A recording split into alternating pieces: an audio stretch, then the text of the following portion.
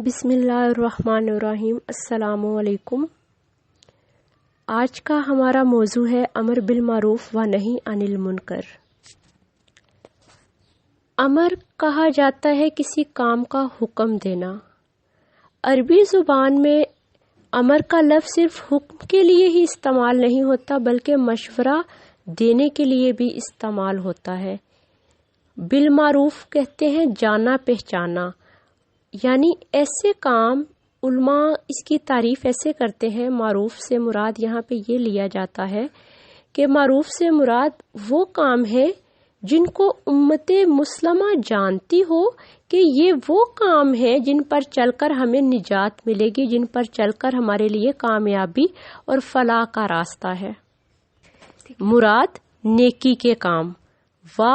اور نہیں روکنا، عن المنکر برائی کے کاموں سے۔ اور علماء یہاں پہ تعریف بیان کرتے ہیں منکر سے کہ وہ تمام کام جس کو شریعت نے غلط قرار دیا، جس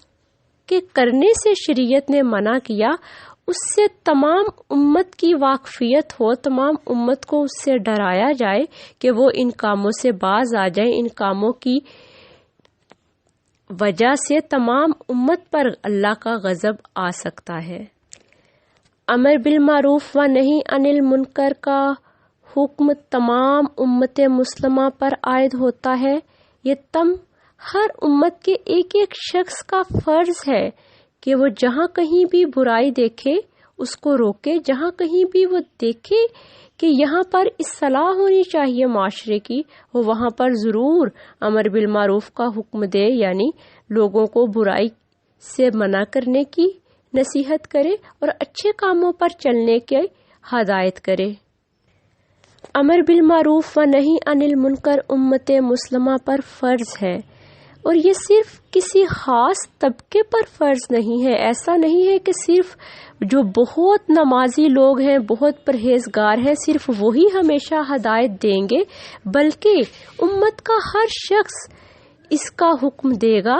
جتنی جس کی استطاعت ہے۔ جیسے اگر کوئی بیوی ہے تو وہ اپنے گھر میں اپنے بیوی، اپنے بچوں کو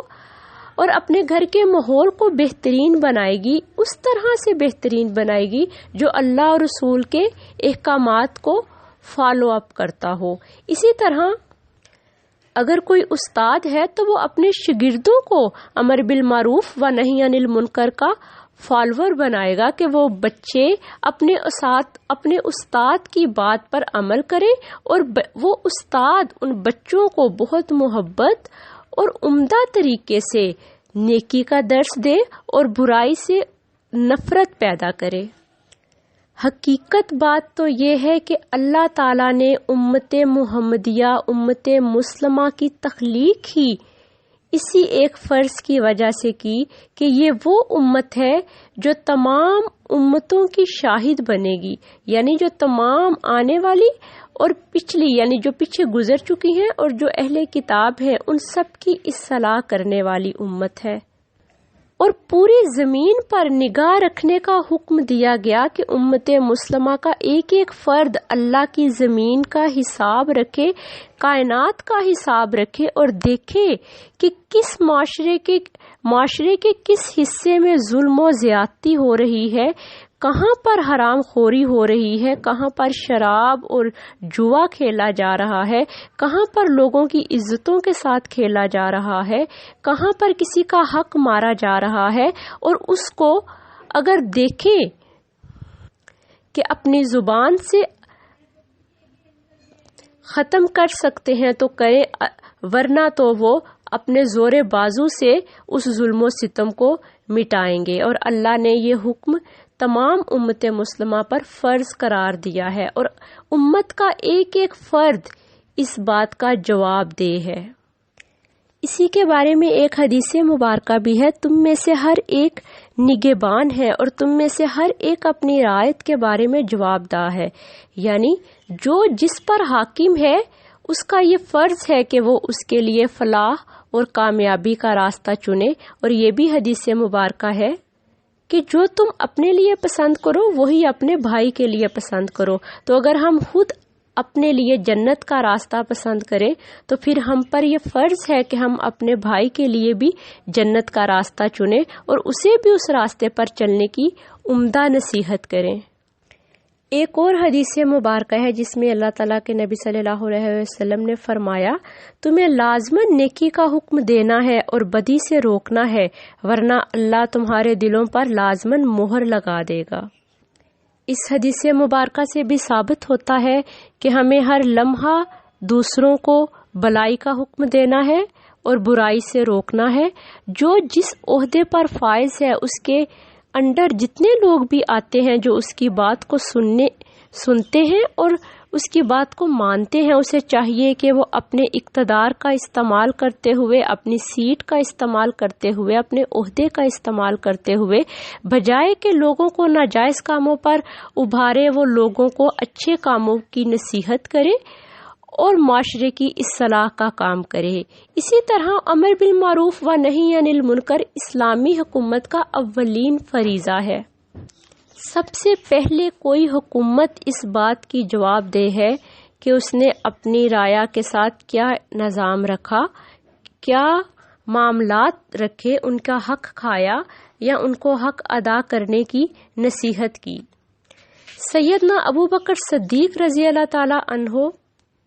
نے جب منصب خلافت سنبھالی اور آپ کا پہلا خطبہ تھا تو آپ نے پہلے خطبے میں ہی تمام لوگوں کو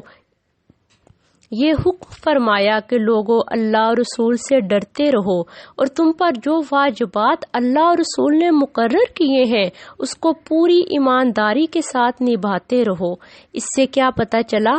کہ ہمیں ہر لمحہ سب سے پہلے اپنے حقوق و فرائض کی ادائیگی کرنی ہوگی اور کسی ریاست کا جو سربراہ ہوتا ہے، جو اس کا بادشاہ ہوتا ہے، جو خلیفہ ہوتا ہے، اس پر یہ ذمہ داری عائد ہوتی ہے کہ وہ تمام امت کو امر بالمعروف و نہی عن المنکر کی نصیحت کرے اور زبردستی ان پر عمل کروائے کہ وہ حق پر چلے اور حرام خوری اور ناجائز کاموں سے توبہ کریں۔ امر بالمعروف و نہی عن المنکر کی شرائط اللہ تعالیٰ نے خود ہی مقرر فرما دی اور ان میں سے ایک بہت خوبصورت شرط ہے، وہ ہے حسن اخلاق، کہ آپ کا اخلاق جتنا اچھا ہوگا لوگ اتنے آپ کی طرف مائل ہوتے جائیں گے، لوگوں کے دلوں میں اتنی ہی آپ کی بات اترتی جائے گی۔ آپ کا انداز بیاں جس قدر عاجزی والا، محبت والا اور عمدہ ہوگا۔ ہمیشہ جب بھی آپ کسی کو نصیحت کریں تو حکمت کے ساتھ اس کو بلائیں، پورے دلائل کے ساتھ اس کو دین کی دعوت دیں، صحیح راستے کی دعوت دیں۔ نبی پاک صلی اللہ علیہ وآلہ وسلم سے اللہ تعالیٰ نے فرمایا کہ ہم نے آپ پر احسان کیا اور آپ میں نیکی پیدا کر دی، اور اگر آپ سخت دل کے ہوتے اور سخت مزاج کے ہوتے تو یہ لوگ آپ کے پاس نہ بیٹھتے بلکہ آپ کے پاس سے منتشر ہو جاتے۔ تو صحابہ کرام اگر نبی پاک صلی اللہ علیہ وسلم کے پاس اس قدر عشق و محبت سے تشریف لاتے تو اس کی سب سے بڑی وجہ یہی تھی کہ اللہ تعالیٰ نے آقا علیہ الصلوۃ والسلام کی ذات پاک میں بے حد محبت، بے حد حسن، بے حد عاجزی اور اخلاقیات کے بلند درجے پر فائز فرمایا تھا، اور انہی کی امت ہونے کے ناطے ہر فرد پر یہ لازم ہے کہ وہ جب امت کے کسی فرد کو دین کی دعوت دے، نیکی کی دعوت دے، بھلائی کی دعوت دے تو اس کا انداز بیاں حقارت والا نہیں ہونا چاہیے، اس کا انداز بیاں مذاق اڑانے والا نہیں ہونا چاہیے، تنزیہ نہیں ہونا چاہیے، نہ ہی وہ کسی کو جبرن نیکی کرنے پر مائل کر سکتا ہے، بلکہ ہمیں ہمیشہ خوبصورت اور پرکشش اور پرتاثیر لہجے میں بات کرنی چاہیے جو دوسرے کے دل میں اتر جائے۔ جس طرح کے اسلام پھیلا، اگر ہم اپنی تاریخ دیکھیں تو تاریخ گواہ ہے کہ جتنا بھی اسلام پھیلا وہ مسلمانوں کے خوبصورت حسن اخلاق کی وجہ سے پھیلا۔ نیکی پھیلانے اور برائی کو مٹانے کا فرض ہر مسلمان پر عائد ہوتا ہے، ہر کسی پر لازم ہے کہ وہ زندگی کے کسی بھی حصے میں ہے،